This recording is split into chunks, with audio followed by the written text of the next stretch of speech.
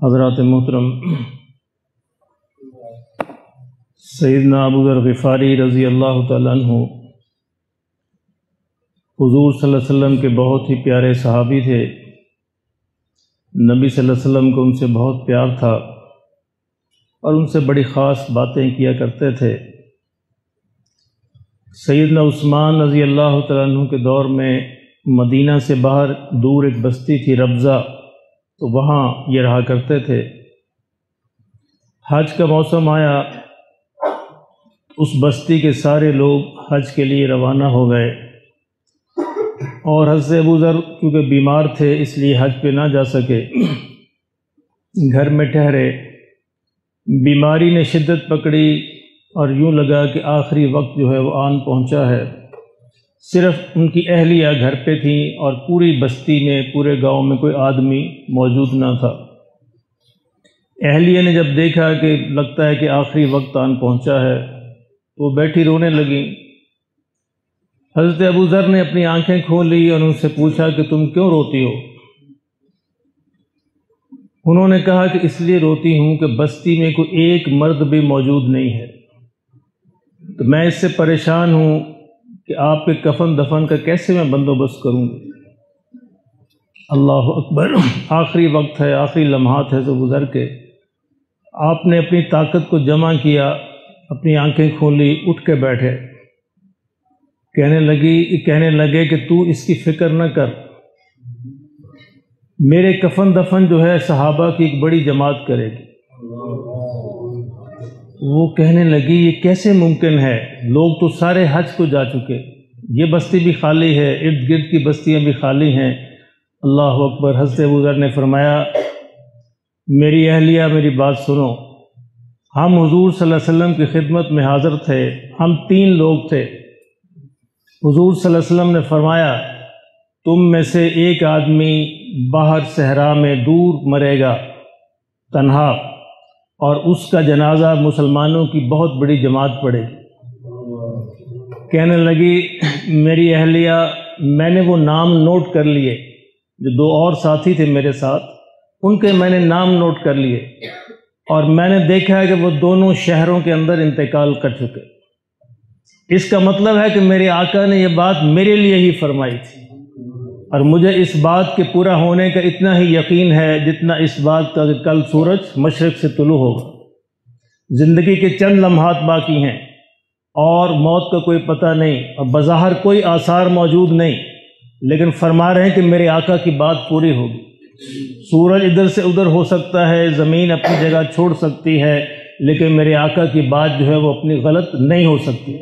فرمایا تم فکر نہ کرو، مسلمانوں کی جماعت آئے گی اور وہ میرے جنازے کا بندوبست کرے گی۔ یہ کہا اور انتقال ہو گیا۔ اب اہلیہ پریشان ہے کہ عجیب بات فرمائی ہے، کیسے یہ ہوگا؟ اسی پریشانی کے عالم میں وہ گھر سے باہر نکلیں اور جو راہ گزر جاتی تھی وہاں کھڑی ہو گئیں۔ اتنے میں دیکھا کہ دور سے گرد اڑتی ہوئی آ رہی ہے، یوں لگتا ہے کہ کوئی قافلہ آ رہا ہے۔ یہ راستے میں کھڑی ہو گئیں، قافلے کو دیکھا، ان کو ہاتھ ہلایا تو قافلے والے آ کے کھڑے ہوئے، تو کہنے لگی بی بی تم ادھر کیوں کھڑی ہو، کون ہو؟ اس نے کہا کہ میں ابو ذر کی بیوی ہوں۔ تم جانتے ابو ذر کو؟ ان کا اللہ اکبر! ابو ذر کو کوئی نہیں جانتا۔ کون نہیں جانتا ابو ذر کو؟ کہا کہ ابو ذر کا انتقال ہو گیا۔ ان کا انا للہ و انا الیہ راجعون۔ تو چنانچہ وہ سارے قافلے والے ان کے گھر گئے۔ یہ مسلمانوں کا ایک بڑا قافلہ تھا جس کی سربراہی عبداللہ ابن مسعود کر رہے تھے رضی اللہ تعالیٰ عنہ، حضور کے ایک اور جلیل القدر صحابی۔ یہ سارے وہاں پہ پہنچے اور ان کو کفن دیا، نہلایا، اور ان کے جنازے کا بندوبست کیا، ان کو قبر میں اتارا۔ میرے محترم دوستو، اللہ کی قسم 1000 بار قسم کھا کے کہا جا سکتا ہے کہ اس کائنات کی ہر بات غلط ہو سکتی ہے، میرے نبی کی بات غلط نہیں ہو سکتی۔ خدا کے لیے ہمیں ایسا ہی یقین کر لینا چاہیے جس طرح کا یقین ابو ذر کا تھا۔ میرے آقا نے فرمایا صلی اللہ علیہ وسلم مسجد نبوی میں تشریف لائے، ممبر کے پہلے سیڑھی پر قدم رکھا، فرمایا آمین، دوسری پر قدم رکھا، فرمایا آمین، تیسری پر قدم رکھا، فرمایا آمین۔ صحابہ نے کہا کہ یا رسول اللہ صلی اللہ علیہ وسلم آپ سے ایسی بات تو سنی نہیں پہلے، کیا ہوا؟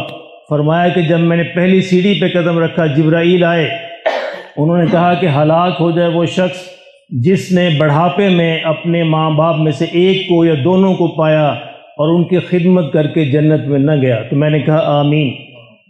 فرمایا دوسری سیڑھی پہ قدم رکھا تو انہوں نے کہا کہ ہلاک ہو جائے وہ شخص جس نے رمضان کا مہینہ پایا اور اس کی بخشش نہ ہوئی، اور میں نے کہا آمین۔